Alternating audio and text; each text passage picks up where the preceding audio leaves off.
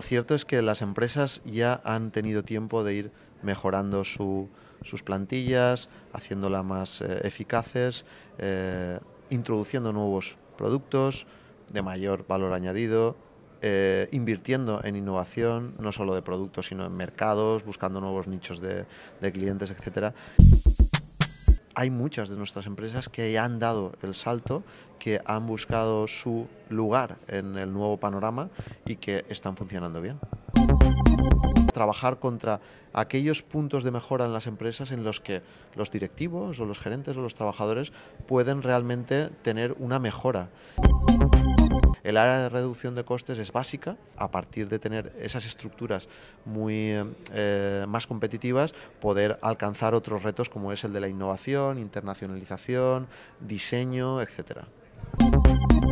Ha dicho y dice que después de crisis vienen otras épocas, después de la tormenta viene la calma. Es cierto. No quiero decir con ello que no vayan a tener una salida las empresas que estén trabajando solo en el mercado nacional, pero evidentemente sí que deberían de ser conscientes que la diversificación de mercados es fundamental. Nos dan la esperanza de que la salida del túnel cada vez está más cerca. El mercado textil o el producto textil es uno de los que primero notan las crisis y de los que también notan la salida de las crisis. Evidentemente nosotros fuimos los primeros que empezamos a notar las crisis y esperamos también ser de los primeros que empecemos a salir de ella.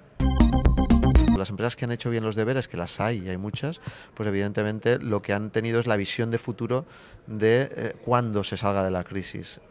Y a este tiempo lo han aprovechado para intentar prepararse.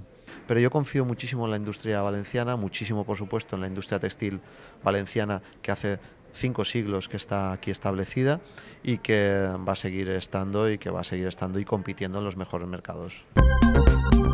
Soy amigo de Todo Televisión y seguiré siéndolo